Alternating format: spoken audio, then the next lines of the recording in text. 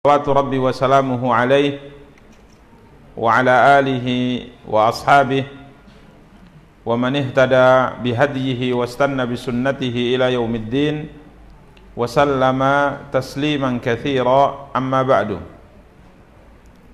Ikhwani wa akhawati kaum muslimin, kaum muslimat, rahimani wa rahimakumullahu jami'a. Alhamdulillah, puji dan syukur senantiasa kita ucapkan untuk Allah subhanahu wa ta'ala. Salawat beserta salam semoga senantiasa dilimpahkan oleh Allah untuk junjungan dan panutan kita Nabi Allah yang mulia Muhammad sallallahu alaihi wasallam. Ikhwani wa akhawati kaum muslimin, kaum muslimat, rahimani wa rahimakumullahu jami'a. Biidznillah, pada kesempatan yang berbahagia kali ini kita akan kembali melanjutkan penjelasan kitab Riyadhus Shalihin karya Imam Abu Zakaria Yahya bin Sharaf An-Nawawi rahimahullahu ta'ala, yang pada pertemuan yang lalu para ikhwah dan akhwat yang dimuliakan dan dirahmati oleh Allah subhanahu wa ta'ala, kita masih mengkaji tentang bab perintah menunaikan amanah, dan kita masih mulai membaca hadis nomor 207 berkaitan dengan cerita dari sahabat yang mulia Abu Khubaib Abdullah bin Az-Zubair radhiyallahu ta'ala anhuma, yang bercerita tentang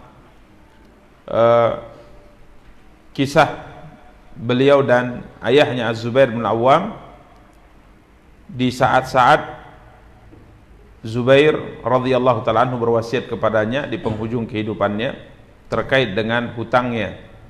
Ya, saat itu Abdullah bin Az-Zubair berkata bahwa beliau dan ayahnya berdiri pada saat perang Jamal. Dan ini telah kita jelaskan sedikit banyaknya pada pertemuan yang lalu terkait dengan latar belakang sebab terjadinya perang Jamal. Ada khilaf, perselisihan yang terjadi di kalangan para sahabat Nabi kita yang mulia sallallahu alaihi wasallam, yang pada awalnya sama sekali tidak ada keinginan dari mereka untuk berperang, akan tapi qaddarallah, dikarenakan ada pihak ketiga yang selalu menyulut fitnah antara mereka, sehingga akhirnya terjadilah apa yang terjadi dari perang Jamal. Dan di saat terjadi perang Jamal inilah Az-Zubair bin Awam radhiyallahu ta'ala anhu memberikan sebuah pesan kepada anaknya Abdullah bin Az-Zubair. Abdullah bin Az-Zubair berkata, faqala ya bunayya innahu la yuqtalul yawma illa zalimun aw mazlum.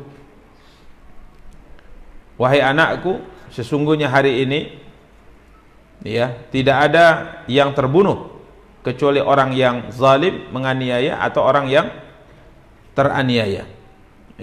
Orang yang zalim, orang yang menganiaya, atau orang yang teraniaya, orang yang menzalimi atau orang yang terzalimi.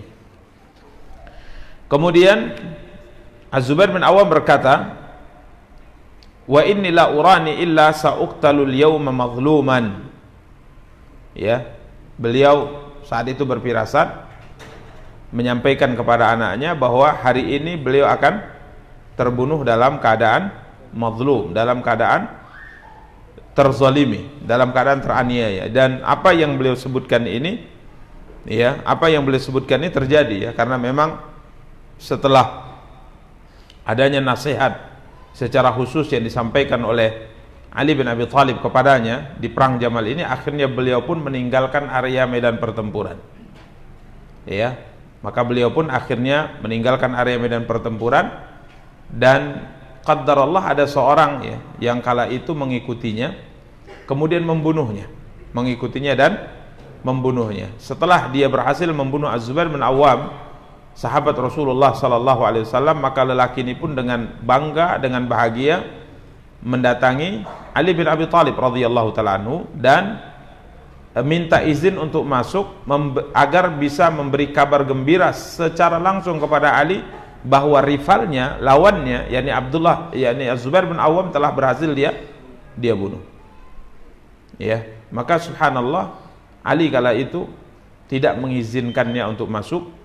Ya, kemudian dia minta pedang yang dipegang oleh Zubair untuk dibawa ke hadapannya. Laki itu tidak izinkan masuk, diusir. Kemudian dia katakan kepada orang yang memintakan izin agar dia bisa bertemu dengan Ali, usir dia dan sampaikan kepadanya bahwa dia akan masuk ke dalam neraka.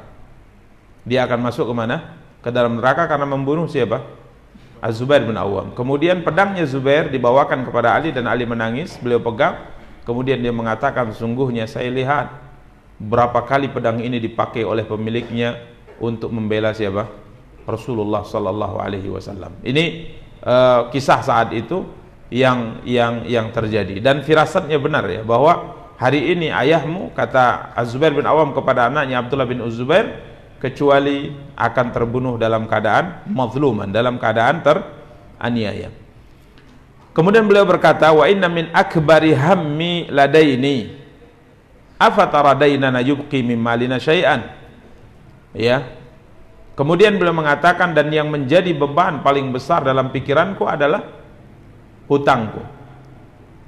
Ya. Jadi beliau merasa berat ya dengan kondisi banyaknya hutang yang ada pada beliau. Apakah menurutmu hutang kita akan mencukupi untuk apakah engkau menyangka bahwa harta kita cukup untuk menutupi hutang yang aku miliki? Karena hutangnya sangat sangat banyak sekali. Nanti akan disebutkan berapa hutangnya. Sumaqal, kemudian pesan Az-Zubair bin Awam kepada anaknya Abdullah bin Az-Zubair, ya bunayya bi'ma lana waqdidaini. Wahai anakku, jual semua aset yang bapak punya, kemudian bayarkan dengan uang tadi hutang. Wa ausa bits-thuluts.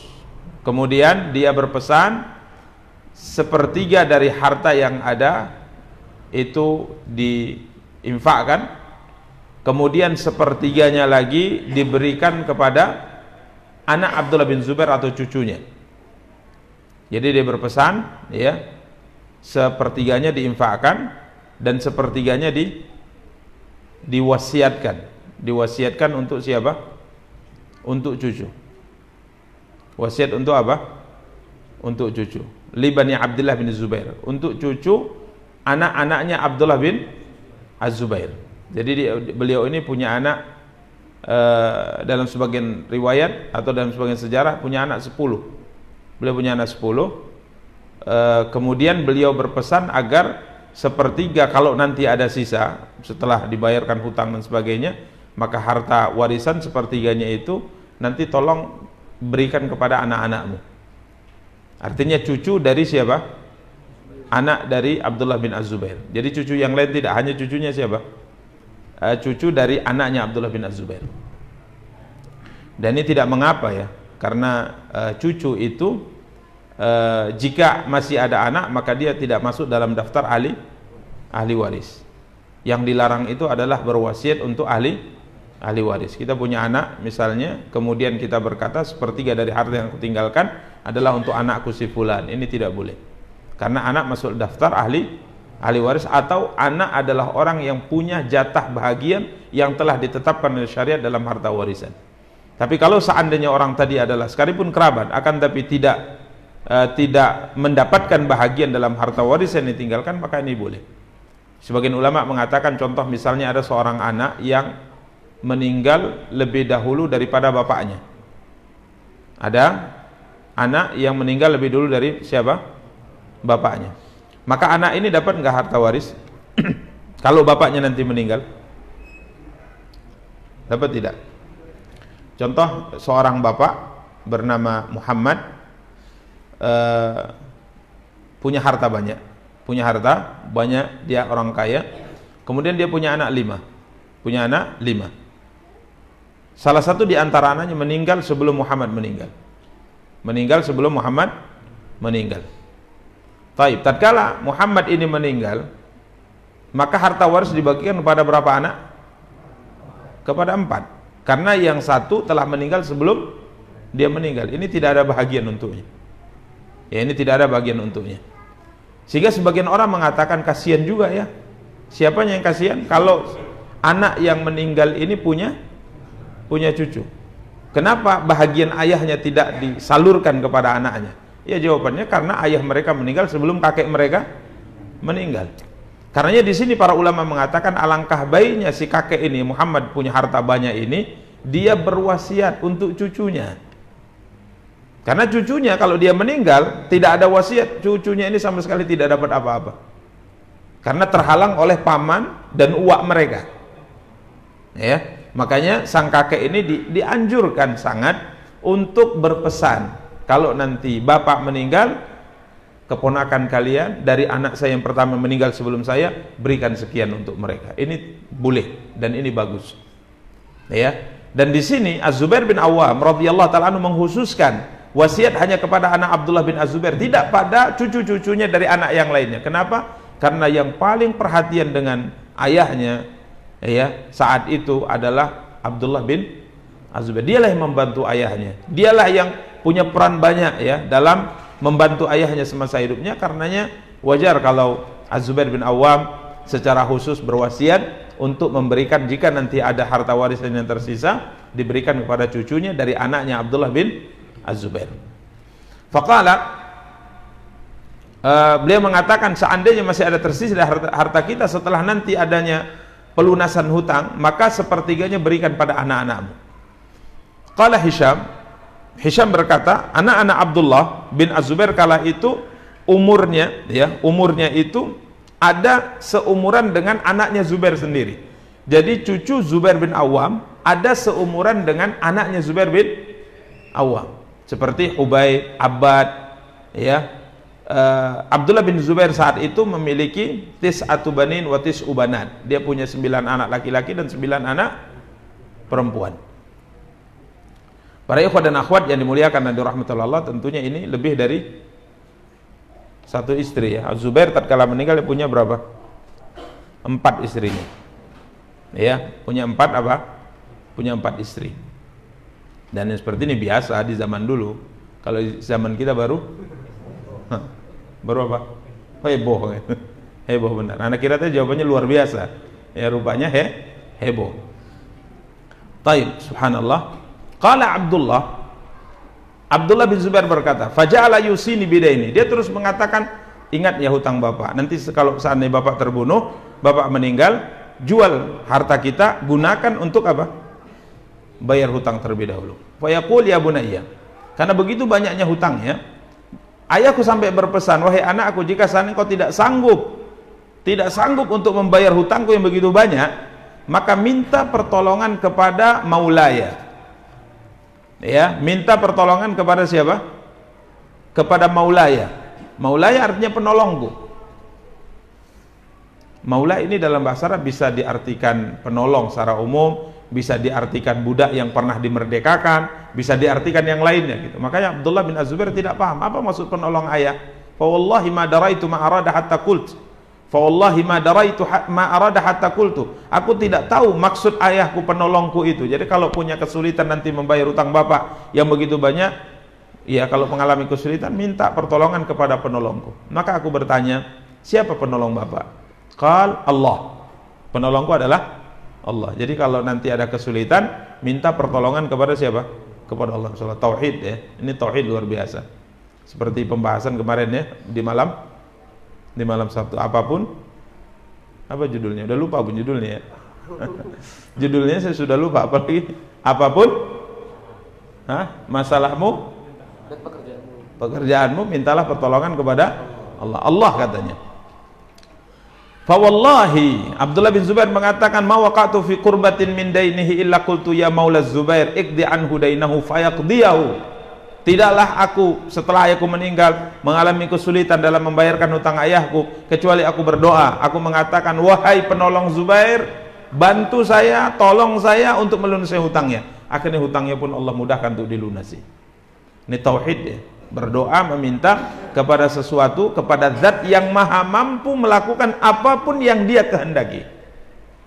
Innama amruhu idza arada ayyakula lahu kun fayakun. Bahkan Ustaz kemarin mengatakan, sampai dalam perkara yang mustahil sekalipun mintalah kepada Allah. Tapi yang mustahil di sini adalah mustahil dalam perkara yang tidak bertentangan dengan sunnatullah. Dalam perkara yang tidak bertentangan dengan sunnatullah. Jadi kalau orang yang sudah tua jangan pula terus berdoa minta muda, itu nggak mungkin. Itu tidak mungkin. Akan tapi ada sesuatu yang bisa didapatkan oleh seorang, tapi dalam hitungan manusia itu tidak mungkin. Tapi selalulah minta kepada siapa? Kepada Allah. Ya, dengan tatkala hati kita terus bersandar kepadanya secara utuh, biasanya di sanalah terkabulkan doa kita. Taib. Qal Abdullah bin Zubair berkata, faqutila Zubair. Benar saja, Zubair hari itu terbunuh sebagaimana kita ceritakan tadi. Ingat saya namanya Ibnu Hurmus atau siapa gitu namanya. Dia mengatakan beri kabar gembira kepadanya bahwa dia akan masuk ke dalam neraka, kata Ali bin Abi Thalib. Sedangkan Zubair tatkala meninggal, lam yada dinaran wala dirhaman, tidak ada dinar dan dirham yang dia tinggalkan sedikit pun. Jadi uang cash nggak ada, tabungan tidak ada, perusahaan yang menghasilkan uang tidak ada, uang pensiun tidak ada. Ini yang diceritakan oleh Abdullah bin Zubair. Kecuali aradin, kecuali beberapa tanah, ya, diantaranya minhal ghabah, ada tanah daerah namanya ghabah.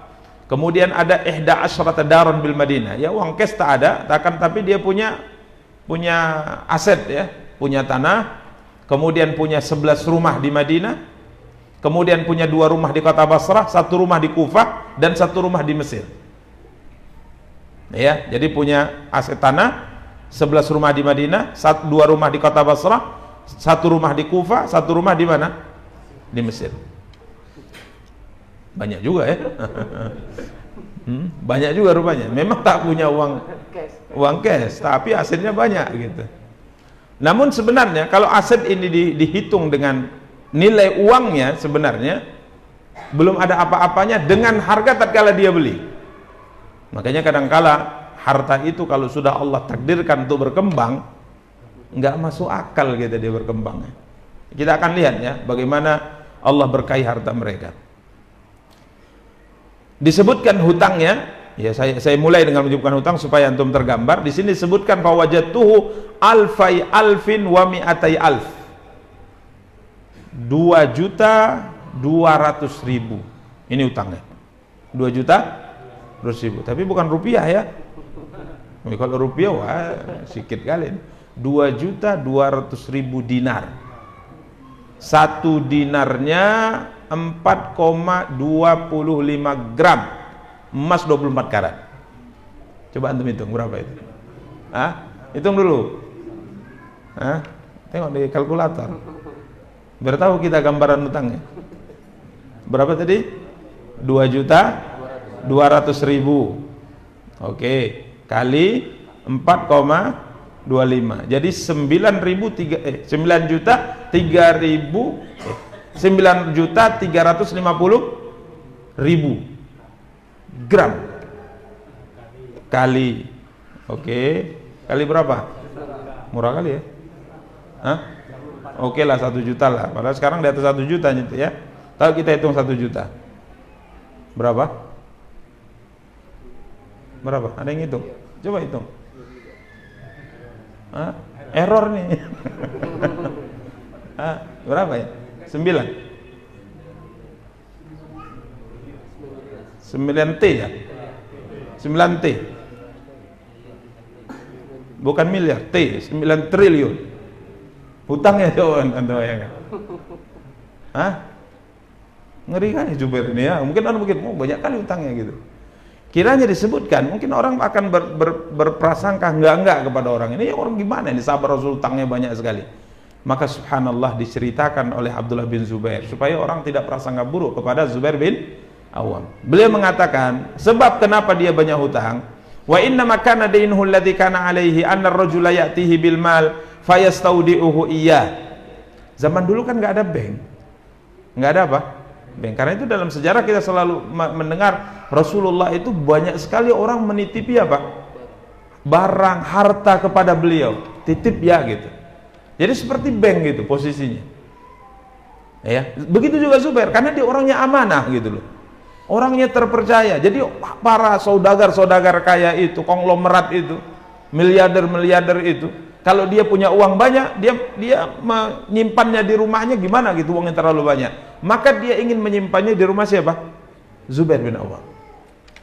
Zubair bin Awam ini disebutkan kalau dia menitip uang, ini fikih Islam ya. Jadi kalau seorang itu menitip uang kepada orang lain, menyimpankannya, kemudian tatkala orang tadi menyimpan uang tadi di tempat yang baik, dibawa ke dalam rumahnya, dimasukkan ke lemarinya, kemudian dia kunci. Qaddarallah kehilangan rumahnya, dibobol maling. Diganti tidak uang itu? Dalam aturan Islam. Wajib nggak diganti? Antum misalnya Ustaz titip 1 miliar. Boleh saya bilang, saya titip, antum saya ambil, saya bawa ke rumah, saya simpan. Qaddarallah, la qaddarallah hilang. Apakah saya harus bayar ganti 1 miliar antum titipkan? Tidak, selesai sudah, itu amanah. Kalau tidak ada kelalaian dari saya, maka tidak ada kewajiban bagi saya menggantinya. Tapi kalau lalai, 1 miliar itu saya letak di depan pintu, dekat pagar, hilang, ganti, ada lalai.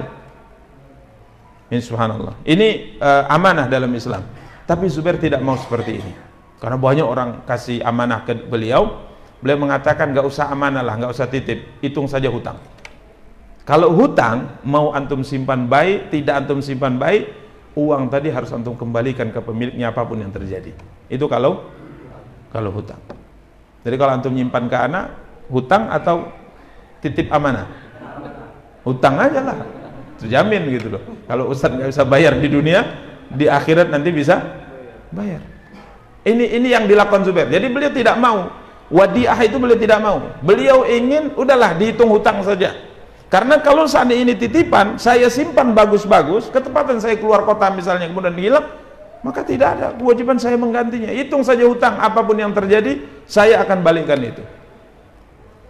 Inilah karena beliau orang amanah, banyak orang nitip, inilah menyebabkan catatan hutangnya banyak. Itu sebabnya.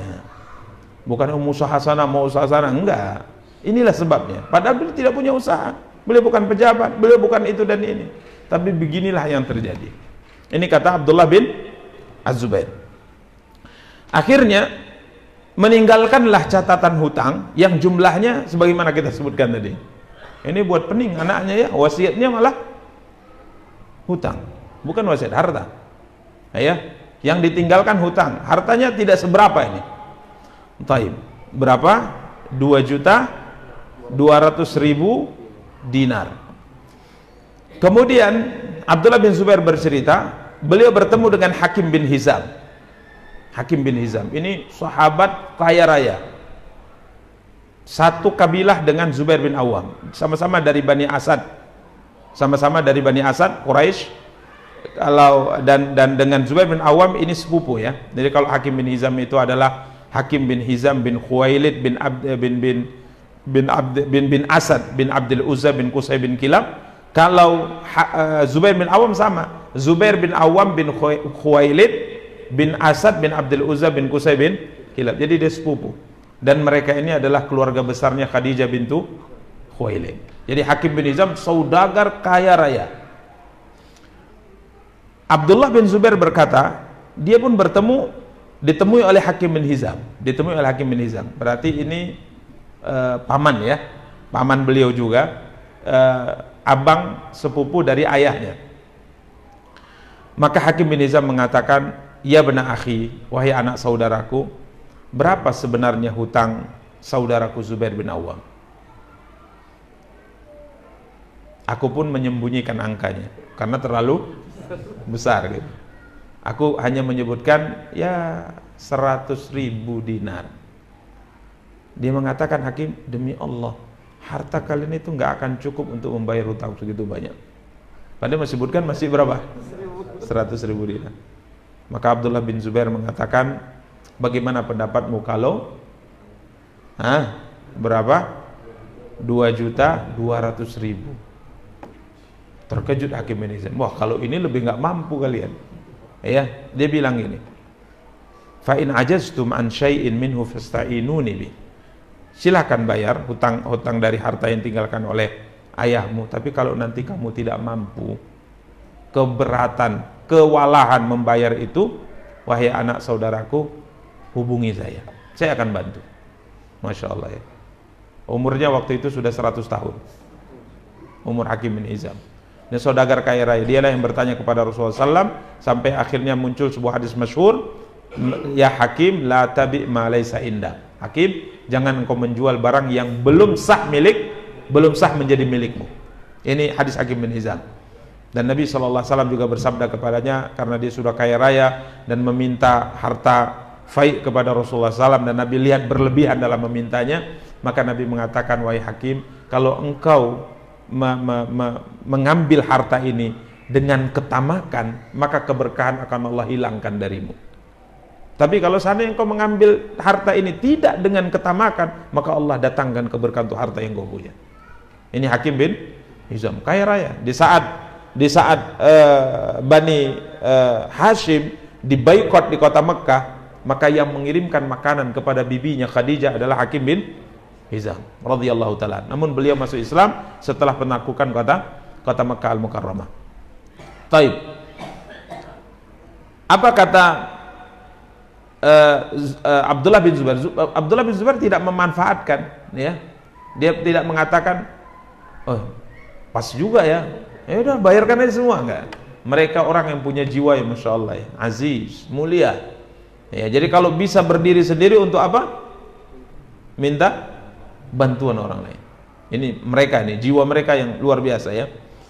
Kemudian Abdullah bin Zubair berkata, wa kana Zubair, Az-Zubair bin Awam telah membeli tanah di Ghabah yang kita sebutkan tadi, asetnya dengan harga sabi'in wa mi'ati alf, 170.000 dinar. Jadi dia ada beli sebidang tanah yang luas di Ghabah dengan harga 170.000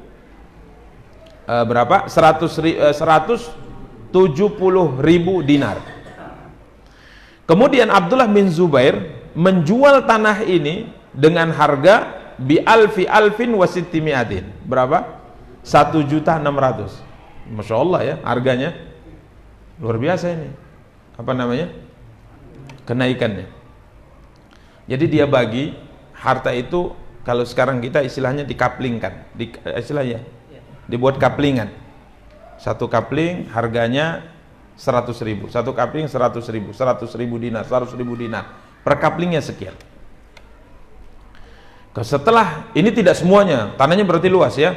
Tidak semuanya dibuat kaplingan, karena memang tanah luas itu kalau dijual seketika seluruhnya itu nilainya tidak sebesar kalau dibuat apa?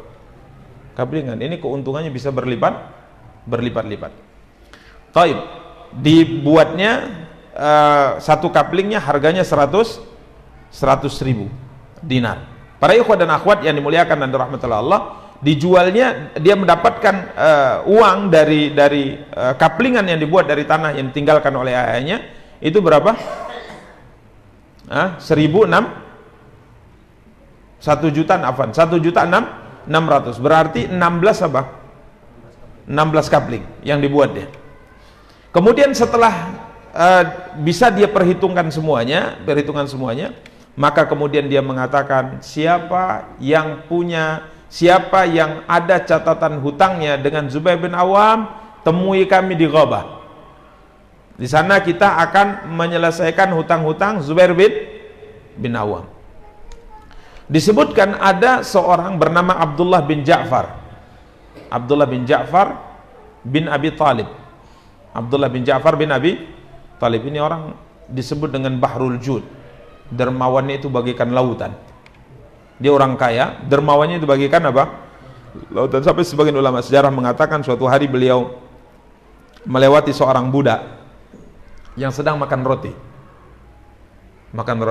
Anjing di sisinya selalu diberikan. Jadi makan satu potongan untuk dia, satu potongan untuk anjing, satu potongan untuk dia, satu potongan untuk anjing. Maka Abdullah bin Ja'far kala itu mengatakan, kenapa engkau perhatian sama anjing itu? Ya, apa yang berapa sekian potong yang kau makan, begitu juga yang kau berikan pada apa? Anjing. Baik kali kamu. Maka dia mengatakan, saya malu tatkala saya makan ada dua mata yang sedang melihat saya. Terkejut Abdullah bin Ja'far, dia mengatakan kepada tuannya, ini budak saya beli dan saya bebaskan, dan kebun kurma ini saya beli dan saya hadiahkan kepada budak ini. Masya Allah. Ya, jadi dia tidak mau ada orang lebih dermawan dari dia. Masya Allah.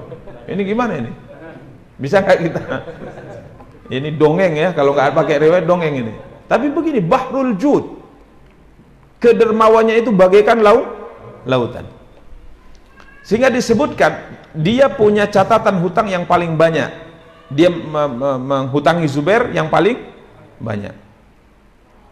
Dan para ikhwah dan akhwat yang dimuliakan dan dirahmati oleh Allah Subhanahu wa taala, maka dia datangi Abdullah bin Ja'far ini. Zubair berhutang darinya sebanyak 400.000 dinar. 400.000 dinar. Taib, para ikhwah. Jadi Abdullah bin Zubair mendatangi Abdullah bin Umar dalam sejarah, mendatangi Hakim bin Hizam secara khusus ingin menemui Abdullah bin Ja'far membicarakan hutang, karena ini yang paling besar ini hutangnya. Maka tatkala Abdullah bin Zubair ditemani Hakim bin Hizam, Abdullah bin Umar, sahabat yang terkenal itu, datang ke rumahnya, dia mengatakan, apakah engkau datang membawa dua orang ini untuk membicarakan hutang ayahmu pada saya agar masalahnya diselesaikan? Maka demi Allah katanya, hutang ayahmu saya halalkan.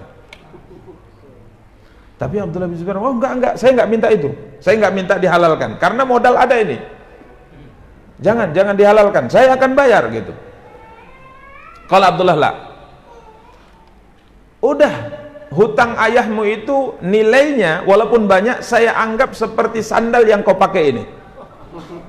Sudah, saya halalkan semuanya. Abdullah mau, enggak, saya tidak mau dihalalkan. Coba lihat, kalau kita gimana? Memang inilah yang saya tunggu-tunggu kan gitu. Ya, saya tidak mau, kata Abdullah bin Zubair. Qal fa in syi'tum ja'altumuha fima tu'akhirun in akhartum. Oke lah, kalau seandainya kau tak mau juga saya halalkan hutang ayahmu itu, gini saja. Kaplingan tanah di Ghabah milik ayahmu itu sudah bayarkan dulu kepada semua orang yang berhutang, yang menghutangi ayahmu. Saya ambil kaplingan yang paling terakhir. Artinya berarti yang paling di belakang mungkin, yang paling tidak bagus itu saja. Kalau memang tak mau dihalalkan, nanti saya terima yang paling pinggir saja. Bagikan dulu, bayarkan dulu hutang ayahmu kepada orang lain. Kala itu Abdullah bin Zubair mengatakan, sebenarnya ada satu hal yang ingin saya bicarakan, boleh nggak saya bicara empat mata denganmu? Boleh. Maka dibawalah ke Ghabah, ke tanah luas tadi. Ini tanah bagus. Kemudian ada tanah yang tidak ada tanaman apapun di situ, nggak ada tanaman. Jadi ini kalau orang dipilihkan di sini, nggak ada yang mau ini. Jadi hutangmu sekian ratus dinar itu di sini ya, gitu kan? Karena ini kan hutang dibayar dengan kepelingan tanah. Pasti orang nggak mau. Ini ada tanah yang buruk gitu. Wahai Abdullah bin Ja'far, bagaimana jika seandainya hutang ayahku yang banyak kepadamu itu bayarnya pakai ini, kepelingan tanah yang ini. Tapi ya antum lihatlah ini paling tandus, paling tidak ada apa-apa di sini. Dia mengatakan nggak ada masalah bagi saya. Karena di awal tadi kan mau diikhlaskan, nggak ada masalah. Yo ini, iya oke, sah. Kemudian dia bilang sama budaknya, tolong ambilkan sajadah, saya mau sholat. Dipilihkan tanah yang paling buruk dari tanah ini, yang paling tidak ada apa-apa di situ. Maka dia sholat di situ, berdoa kepada Allah Subhanahu Wa Taala. Kemudian setelah selesai berdoa, dia bilang kepada budaknya, coba gali di sini, semoga ada sumber air di sini. Dia berdoa, ya Allah, berikan keberkahan kepada saya. Maka digali, memancar air yang sangat deras. Nilainya jadi apa? Jadi mahal. Abdullah bin Zubair bilang, aduh, gimana kalau tempat lain? Gimana kalau tempat lain? Maka kata Abdullah bin Ja'far, oh enggak lah, saya di sini berdoa, ini berarti Allah berikan keberkahan, enggak lah. Ya, ini kayaknya memang pilihan Allah kepada saya. Masya Allah ya, luar biasa mereka. Jadi kadang-kadang itu yang kata Nabi kepada Hakim bin Hizam, semakin kita tamak terhadap dunia, bukan semakin dapat. Karena yang mengatur itu siapa? Allah Subhanahu wa taala. Semakin tambah bukan semakin dapat. Nih ya, seperti Masya Allah, penjelasan Ustadz kemarin itu yang luar biasa ya, masih terngiang-ngiang bagi saya. Kerja berapa sih? 3. Dari jam berapa ke jam berapa, kan disebutkan kemarin kan? Akhirnya semua waktunya habis untuk kerja. Ya nggak kaya juga, nggak kaya juga. Jadi subhanallah, luar biasa para ikhwan dan akhwat yang dimuliakan dan dirahmati Allah Subhanahu wa taala. Jadi ini yang terjadi sampai akhirnya disebutkan harta yang didapatkan oleh Abdullah bin Ja'far dari tukar guling hutangnya kepada Zubair tadi, ya, hutang yang diberikan pada Zubair bin Awam tadi, itu berlipat-lipat harganya dijual kepada Muawiyah bin Abi Sufyan. Jadi untung luar biasa lagi, ya. Jadi dia, ya sudahlah, kalau memang ini oke, nggak ada masalah. Dia tidak mengatakan, ya janganlah, ini hutang ayahmu sekian, nggak gitu. Masa kau beri aku ini? Yang gara-gara mungkin tanah yang ya mau tak mau akan kita tinggalkan, akan kita berantem, akan kita bermusuhan, kan gitu. Dia terima, oke, nggak ada masalah. Sudah ini kan, iya oke, bismillah. Kemudian dia berdoa kiranya memancar air, sumber airnya, padang pasir ya, padang pasir kalau sudah ada sumber air ya nilainya luar biasa. Kalau kita di sini sumber air malah orang nggak mau, gitu. Banjir nanti kan gitu. Oh di sana ada sumber air luar biasa gitu. Udah masuk waktu pula, belum selesai ya. Jadi insya Allah kita lanjutkan pada pertemuan akan datang bagaimana akhir daripada kisah hutang Zubair bin Awam yang ditutupi dengan baik oleh anaknya Abdullah bin Az-Zubair, dan nanti bagaimana warisan akhirnya sangat luar biasa banyaknya kepada keluarganya. Jadi memang diberikan keberkahan oleh Allah Subhanahu wa taala. Demikian para ikhwan dan akhwat yang dimuliakan dan dirahmati Allah yang dapat kita sampaikan, kita cukupkan. Sallallahu ala nabiyina Muhammad wa ala alihi washabihi wa tabi'in wa akhiru da'wana alhamdulillahi rabbil alamin. Wassalamualaikum warahmatullahi wabarakatuh.